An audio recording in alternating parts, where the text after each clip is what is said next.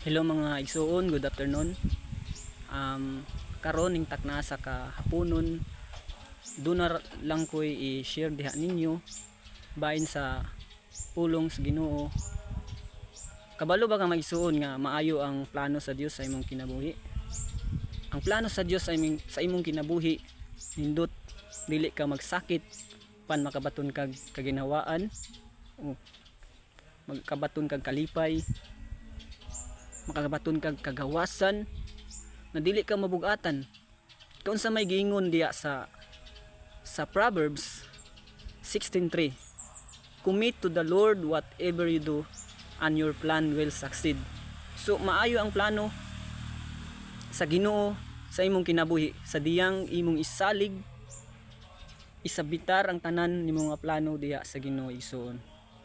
Walay gipili ang Ginoo, mababata man, tiguang, kitang tanan sa diyang musabitar kita sa Ginoo. I-commit nato sa Ginoo ang atong mga plano, ang atong mga tinguha, desire tong kinabuhi,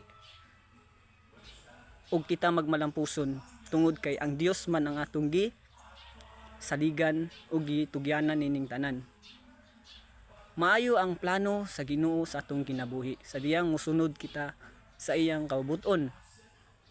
Doon na pa ikaduha nga akong i-share diha ninyo sa libro sa Jeremiah 29:11. For I know the plans I have for you, declares the Lord, plans to prosper you and not to harm you, plans to give you hope in a bright future.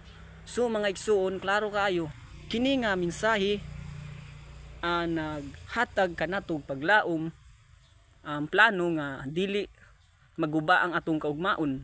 Nindot ang plano sa Ginoo sa atong mga kinabuhi, especially sa mga estudyante nga nag-eskwela pa mga igsuon. Ang plano sa Ginoo sa inyong mga kinabuhi, mga estudyante nga nag-eskwela, maayo ang iyang plano sa inyong kinabuhi, sa diyang inyong tumanon ang iyang kaubuton, kay siya ang nasayod sa iyang plano nga na kaninyo. Atong unahon ang Dios kay nganuman siya ang nakita sa atong kaugmaon sa unahan. Dili nato mabutan ang Dios kung unsay may tabo sa unahan, kay siya ang nagkontrolar sa tibuok kalibutan mga igsoon. Sa mutuo mo og sa dili ang atong kinabuhi ning kalibutan na way kasiguruhan kung kita musalig na sa atong kaugalingon nga pagpaningkamot.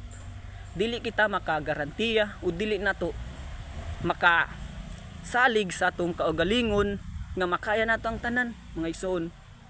Nagkinahanglan tag Ginoo nga labing gamhanan nga makahimo sa tanang butang.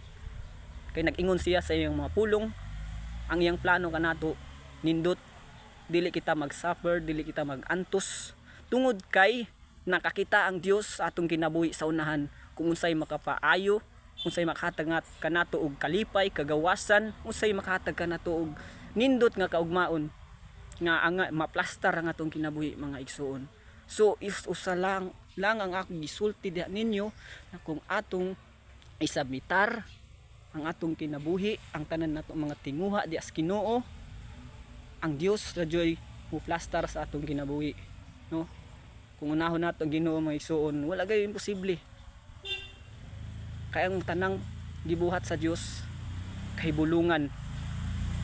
Dili kini ma-explain, dili kini masabtan sa panghuna-una sa tao, apan tungod kay ang Dios kahibulungan ang iyang mga buhat.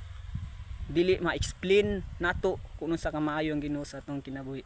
Amin ba mga igsuon? So I hope and I pray na ang pulong sa Dios nagahatag ka nato og kagawasan, naghatag ka nato og maayo nga kaugmaon, kalipay, kalinaw, na sa dihang unahon nato ang Ginoo, maayo ang iyang plano sa atong kinabuhi kung ato siyang unahon sa atong kinabuhi.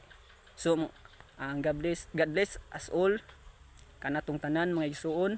Ang Dios matinud-anon sa iyang mga pulong o nga na kaninyo ang iyang gugma wala gayoy paglubad. Ang iyang plano kanato nindot o kinidili gayud mausab.